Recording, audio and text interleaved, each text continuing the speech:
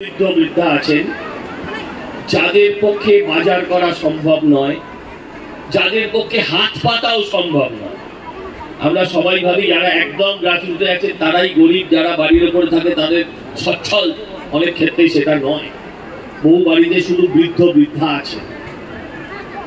এরকম যাদের সচ্ছল নয় এবং যাদের পক্ষে সম্ভব এদের জন্য 10 টাকায় সম্ভবত আগামী সব ঠিক থাকে ফেব্রুয়ারির 8 তারিখ থেকে আমরা শুরু করব। রাতের খাবারটা আমরা 10 টাকায় আমিষ নিরামিষ সব রকম থাকবে এবং অবশ্যই কোয়ালিটি খাবার থাকবে।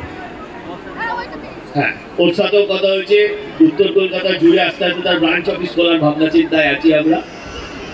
তো আমি আশা করি এটা আজকে এখান থেকে আমরা প্রথম ঘোষণা করলাম এবং আশা করব আপনারাও এই কাজে কর্মকাণ্ডে আমাদের সহায়তা করবেন। সব সহায়তা ফিজিক্যালি হয় না, সব সহায়তা টাকা দিয়েও হয় না, কিছু সহায়তা আশীর্বাদ ভালোবাসা শুভেচ্ছা দিয়েও হয়। তাই আপনাদের শুভেচ্ছা আগাম চেয়ে নিলাম। এবার আমি মাননীয় শ্রী সুকান্ত দা আমাদের সভাপতি তথা কেন্দ্রীয় মন্ত্রী বরাবর জনসেবামূলক কাজ করে থাকে। আমাদের পার্টি আগেও তারা এই ধরনের জনসেবামূলক কাজ করেছে। এখন যারা বৃদ্ধ বৃদ্ধা আছে, যাদের খাবার অনেক সময় তারা বাড়িতে রান্না করার মতো পরিস্থিতি থাকে না বা আর্থিক অবস্থা খারাপ, তাদের জন্য 10 টাকায় খাবারের ব্যবস্থা করেছে। ভালো উদ্যোগ, এটা কারোর পাল্টা নয়, আগের মঞ্চ থেকে ঘোষণা হয়েছে। পাল্টাপাল্টির ব্যাপারে আমরা বিশ্বাস করি না।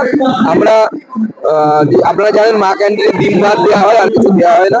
এখানে সমস্ত রকম ব্যবস্থা থাকবে, সচল করেছে।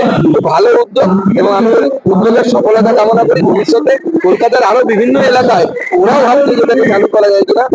তো আমি সচল এবং তদন্ত দুজনকে বলবো যে আরো অন্যান্য এলাকায় চালু করার চেষ্টা করবো।